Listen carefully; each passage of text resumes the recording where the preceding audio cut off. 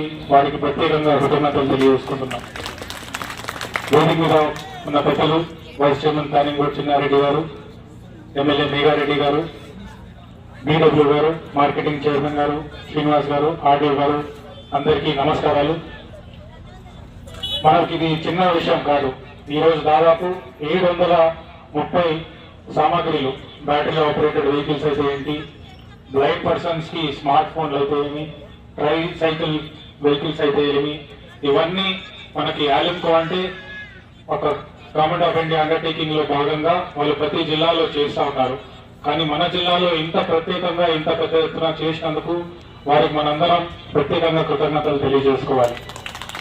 అదే విధానంగా మనకి వైస్ చైర్మన్ గారు, ఎమ్మెల్యే గారు కూడా ఇక్కడ ఉన్నారు. వారి సపోర్ట్ తోటి మన వికలాంగుల కోసం ప్రతి సంవత్సరం మనం ఏదైతే వికలాంగుల దినోత్సవం చేసుకుంటా ఉంటామో అది కూడా ఆయుర్వేదం పూర్తి చేసుకొని వారి సంస్థ కూడా ఒక 1000 గజాల స్థలం కూడా ఏర్పాటు చేయడం జరిగింది.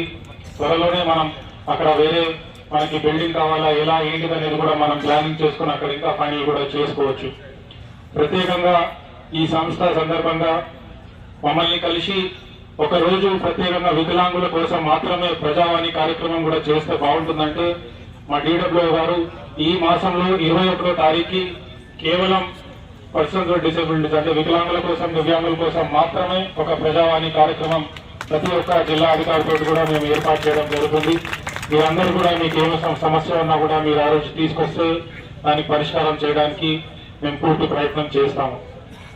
వికలాంగులు అంటే ఎవరన్నా మనం ఇంగ్లీష్ లో డిసేబుల్డ్ అంటాం, కానీ ఎవరైతే అంగులు ఉన్న వాళ్ళు ఉన్నారు కూడా మేమందరం కూడా టెంపరీ ఏబుల్డ్. రేపు ఏమన్నా వృద్ధాపు వల్లనో ఏమన్నా యాక్సిడెంట్ వల్లనో రేపు మేము కూడా ఖచ్చితంగా డిసేబుల్ కావచ్చు.